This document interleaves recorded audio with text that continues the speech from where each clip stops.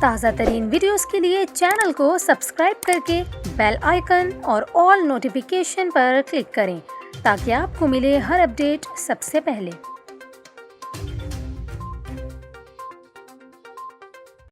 اور ابھی آپ کو بتائیں، شہر قائد میں سمندری ہوائیں بحال ہونے کے بعد محکمہ موسمیات نے گرمی کی شدت میں کمی کا امکان ظاہر کر دیا۔ کراچی میں آج سے درجہ حرارت میں کمی متوقع ہے۔ محکمہ موسمیات کا یہ کہنا ہے کہ جنوب مغرب سے چلنے والی ہواؤں کی رفتار 14 کلومیٹر فی گھنٹہ ہے، جس میں نمی کا تناسب 60% ہے۔